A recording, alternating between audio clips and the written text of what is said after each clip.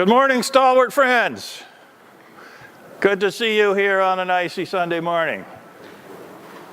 Last week we explored how Jesus has called us to change our minds.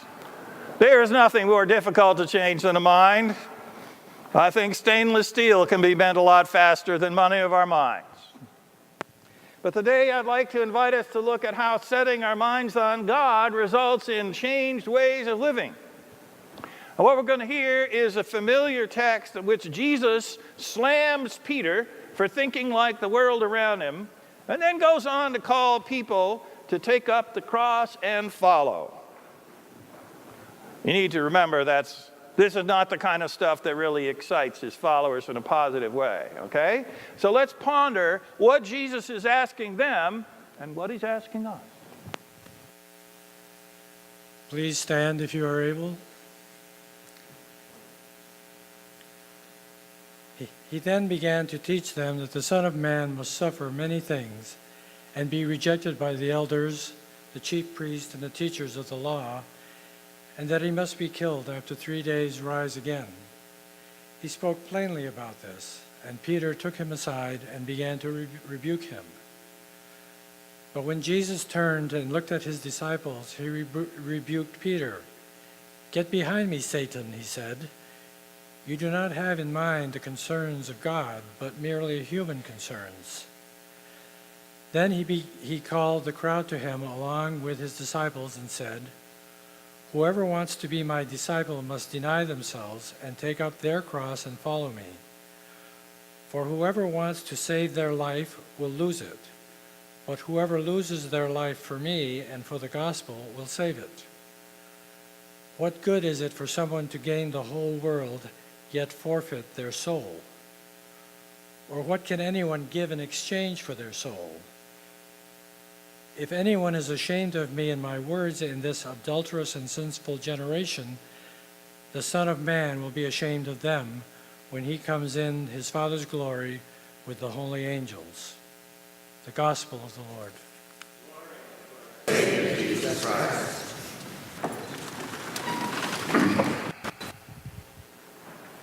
So, my friends, what does Jesus mean by telling Peter that he was setting his mind on human things rather than on divine? After all, Peter was just being prudent. He was cautioning Jesus to be careful about what he said to people. Avoid telling them that he would be killed, presumably, because that was just bad PR. Jesus was deviating from the logical message of getting converts. He was giving a message that was too difficult for many to hear and accept as coming from God. That Jesus' death itself was coming. We might look for parallels. A coach who announces to the team that, yes, he's been fired, but they're going to go on and win this game and win the championship. A general who says, yep, I'm going to be killed in this battle, but you're going to go on and win the war. Yeah. These are not encouraging sayings. When people hear that one in whom they have put their trust will die, they tend to scatter and run. The game is over. The hope is gone. Who then will lead us? How will this lead to victory? How is this business of just death and destruction going to lead to something else? You know, we prefer concrete battle plans in which our leaders give us hope of victory and ultimate victory in the war. But Jesus tells us that we must take up our crosses and die to ourselves, give up our claims to self-justification, even our claim that our team is going to win on the battlefield that we have chosen. Even when soldiers are willing to give up their lives for a cause, they want the cause to succeed. And Jesus is telling them and us that what we thought was the cause isn't going to come to pass. Jesus is not going to come as a mighty warrior and cut the heads off of all those Romans. He's not going to kick the Roman emperor in the butt. He's not going to sit on a golden throne right away and hand out bread to everybody in Jerusalem. Just then, what sort of victory was Jesus promising? And what sort of victory are we looking for in our lives? What is it that we count as success? What are the rules that we embrace about that success? And who else are we willing to trample upon to get the victory? Oh, this is human thinking. This we must change. Do you seek to make money in any way that's legal?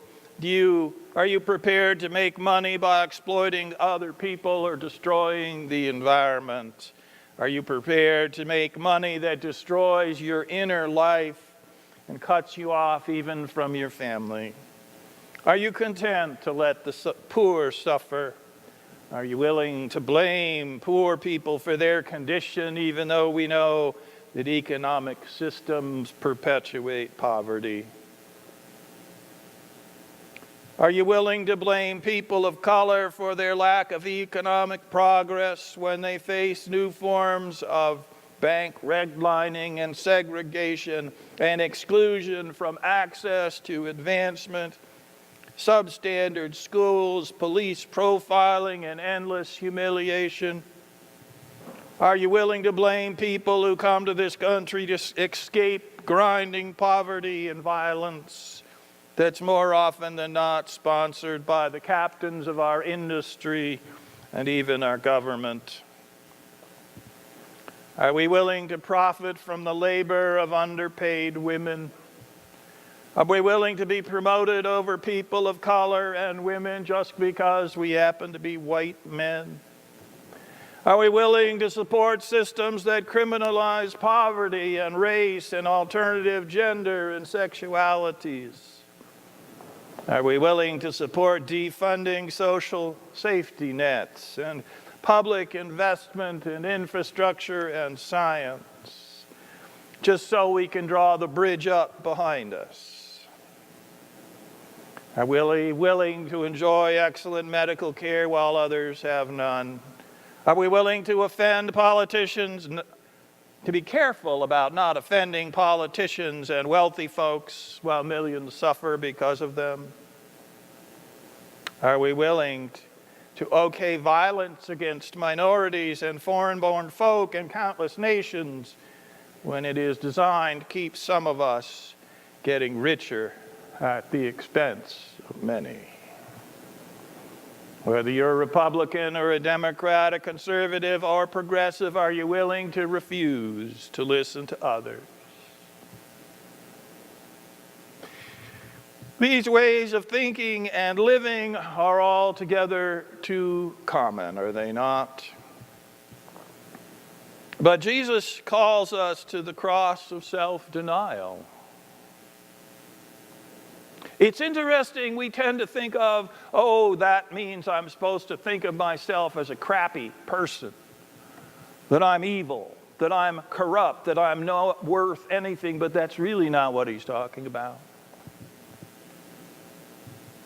He's talking about whether we are willing to renounce the advantages that the world gives us so that others might simply live. To let go of vanity and pride and self-assured superiority so that others can simply have human dignity. Whether we can accept a little less security so that others might have just a little. Whether we will see our skill sets as both good for the community and potentially dangerous and damaging. Whether we embrace weakness that others might just have the strength to stand. Whether we stand up for justice for others when it costs us something. Whether we'll let go of social standards and class rules and conventional expectations about what's proper so that we can see the divine in the face of people very different from us. Whether we will accept that even what we do not know may be as important as what we do know. Conventional thinking. That's the stuff that we believe without really having thought about it. So it makes our lives predictable. Our encounters with other people mere replays of our prejudgments and our privileges invisible to us, so that we do not see how they punish others. Jesus calls us to set our minds on God instead,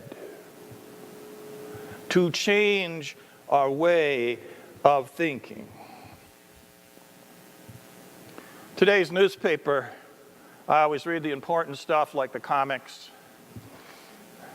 There was a comic, two old men sitting there, and one guy says, you hear about all those robots that the government is paying for? That's really cool.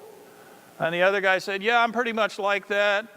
The government paid for my new hip and my new knee and my new shoulder, paid for my glasses and my hearing aid and my new dentures. I'm pretty much just like those robots.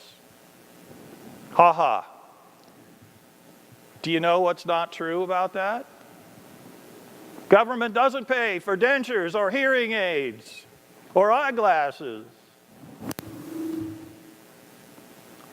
But when we want to say that some people are on the take, we're willing to say, accept lots of lies, aren't we? Something as simple as that. If you know people who are hurting because they can't chew food, that they're sick because they can't eat right, that they can't hear so they don't know what the doctor is telling them, friends, we have a system that is broken. But it's much easier just to blame them for their problems, isn't it? That's conventional wisdom, conventional prejudices and privileges. When we give them up, we have a chance to experience the world as God would have us, to set our minds on God as we look upon the world. Are we willing to accept that challenge from Jesus? Founder of this crazy movement we call Methodism would say that if we're not, we're merely almost Christians. You never wanted to be called an almost Christian by John Wesley. It meant that you had all the outward appearances of somebody who was doing what they were supposed to, but you lacked core of what it means to live in relationship to God as Christ would have us. Setting our minds on God requires us to break the unexamined connections we have with systems of injustice and cruelty and pride and privilege. In a society that worships money, there is no better way than to undertake some radical generosity for a few weeks. Now in your bulletins, you've got a piece of, what do we call this?